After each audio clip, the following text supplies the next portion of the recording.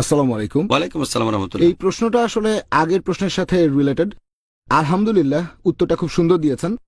আর আপনি এভাবে মিডিয়ায় পুরুষের একাধিক বিয়েকে সমর্থন করছেন, তাই অনেক লোকজনই প্রশ্ন করে যে ডক্টর জাকির নায়েকের কেন একাধিক স্ত্রী নেই। আপনি বললেন যে আমি পুরুষদের একাধিক বিয়েকে সমর্থন করছি, এটা ঠিক না। আমি সমর্থন করছি যে অনুমতি আছে। এখন আপনার প্রশ্ন, আমি কেন একাধিক বিয়ে করিনি? মাশাআল্লাহ, আমার জীবন সঙ্গী আছে, একজন জীবন সঙ্গী, আর মাশাআল্লাহ আমি সুখেই আছি। আমার আর একজন স্ত্রীর কোনো প্রয়োজন নেই। একাধিক বিয়ে করার ইসলামে অনুমতি আছে, সেজন্য আমি বলেছি এটা বাধ্যতামূলক না, এটা মুবাহ। এরকম অনেক মুবাহ কাজই আমি করি না, যেমন ইঞ্জিনিয়ার হওয়া মুবাহ, আমি ইঞ্জিনিয়ার নই। ঠিক, তাহলে অনেক মুবাহ আছে যেগুলো আমি করি না।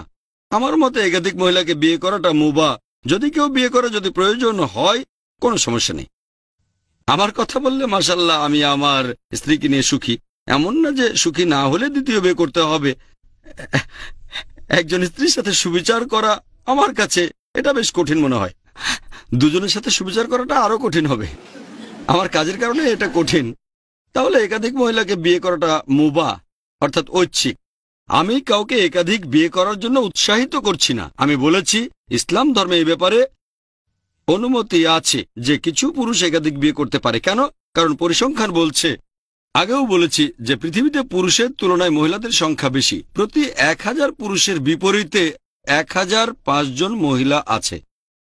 তার মানে 0.5%, অর্থাৎ 200 জন পুরুষ থাকলে মহিলা 201 জন।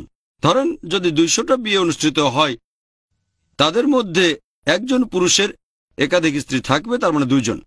যদি সব পুরুষ একাধিক বিয়ে করা শুরু করে, তাহলে মহিলাদের একটা ঘাটতি হয়ে যাবে। এমন হতে পারে। তাহলে গড়পড়তায় যদি আপনি পরিসংখ্যান দেখেন, তার মানে এই না যে ইসলাম বলছে মাত্র অর্ধেক % এটা করবে, এরকম বলছি না। কোন দেশে হয়তো 5% বা 10%, কোন দেশে হয়তো আরো বেশি, কোন দেশে হয়তো 0। তবে যদি সামগ্রিকভাবে পরিস্থিতিটা দেখেন, আর বিভিন্ন রকম কারণে দ্বিতীয় বিয়ে করার প্রয়োজন হতে পারে। একটাও হতে পারে এরকম যে স্বামী হয়তো হাইপার সেক্সুয়াল, সে হয়তো একজন স্ত্রী নিয়ে সন্তুষ্ট নয়, এটা একটা কারণ।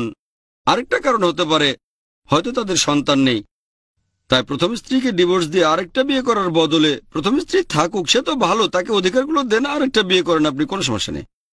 এ বাদে অন্যান্য আরো কারণ থাকতে পারে। তাহলে একাধিক বিয়ের একটা কারণ হতে পারে হাইপার সেক্সুয়ালিটি, দ্বিতীয় কারণ হতে পারে তারা সন্তান চাচ্ছে, তৃতীয় কারণ হতে পারে যে কেউ ভাবলো আমার আরো ছেলে মেয়ে চাই। এরকম বিভিন্ন রকমের কারণ। তাহলে এরকম বিভিন্ন কারণ থাকে, তবে কোথাও বলা হচ্ছে না যে এটা ফরজ। যদিও কিছু লোক আছে যারা বলে এটা মুস্তাহাব, সুপারিশ করা হয়েছে, তবে আমার মতে এটা মুবাহ। আশা করি উত্তরটা পেয়েছেন।